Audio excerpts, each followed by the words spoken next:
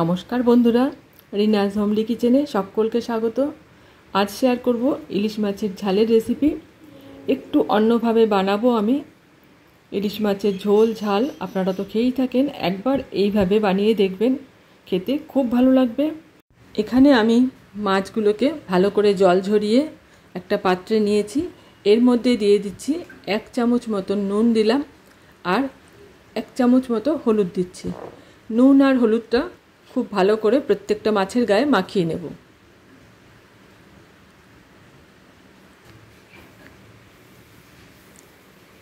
আমি আজকে যেভাবে মাছটা বানাবো এইভাবে একবার বানিয়ে দেখবেন।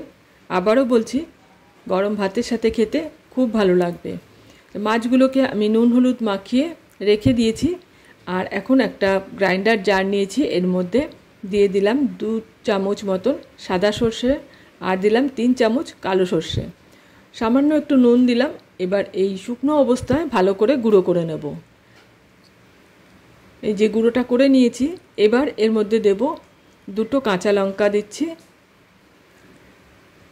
আর অল্প একটু জল দিয়ে ভালো করে নেড়ে মিশিয়ে নেব। তারপর এটাকে আবারও পেস্ট করে নেব।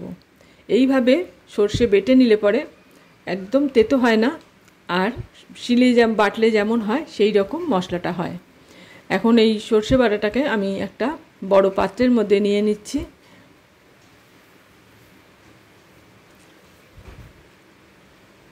এবার এর মধ্যে দিয়ে দিলাম 1/2 চামচ হলুদ, আর দিলাম পরিমাণ মতো নুন। নুনটা একটু খেয়াল করে দিতে হবে, সর্ষে বাটার সময় আমি নুন দিয়েছিলাম।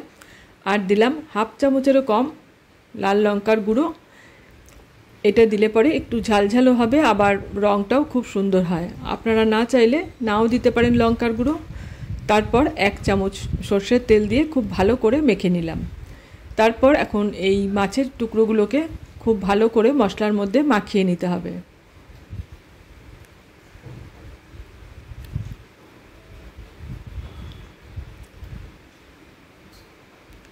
মাছের 2 পিঠেই খুব ভালো করে মশলাটা মাখাতে হবে। আমি সমস্ত মাছগুলোকে এই মশলার মধ্যে মাখিয়ে নিচ্ছি।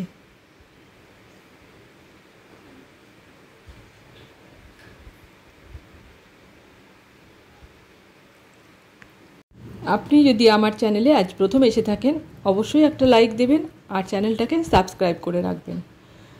সমস্ত মশলা মাখানো হয়ে গেছে মাছের গায়ে।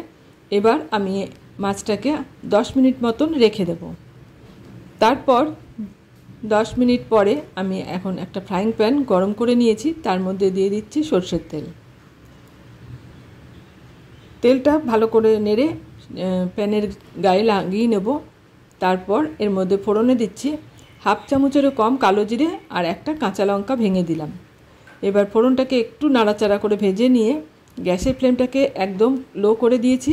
এখন এই মশলা মাখানো মাছগুলোকে একটা একটা করে এই প্যানের উপর সাজিয়ে দিতে হবে।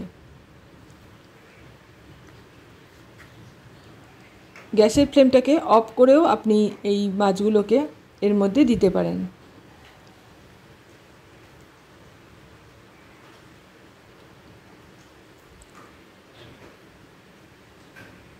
সমস্ত মাছের টুকরোগুলোকে আমি সাজিয়ে দিয়েছি। এবার যে মশলাটা ছিল বাটির মধ্যে, সেই মশলাটা আমি এর মধ্যে দিয়ে দিলাম, আর বাটিটাকে ধুয়ে অল্প একটু জল দিচ্ছি।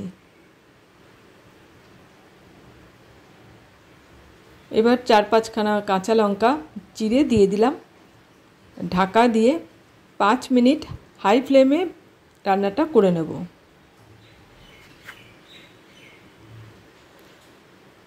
5 মিনিট পর এখন আমি ঢাকাটা খুলে নিয়েছি, আর এই মাছগুলোকে উল্টে দেব, যাতে অপর পিঠটাও একটু ভালো মতন রান্না হয়ে যায়।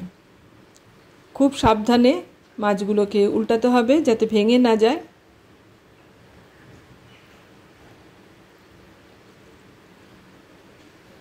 আমি সবকটা মাছকেই আস্তে আস্তে উল্টে দিলাম, আর এখন আবারও ঢাকা দিয়ে দেব।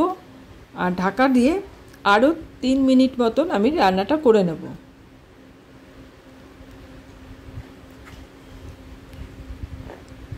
এই 3 মিনিট পর আমি ঢাকা খুলে নিয়েছি, আর ওপর থেকে আমি এখন কাঁচা সর্ষের তেল দিয়ে দিলাম 1 চামচ। আর এখন গ্যাসের ফ্লেম অফ করে ঢাকা দিয়ে 5 মিনিট রেখে দেব স্ট্যান্ডিং টাইমে।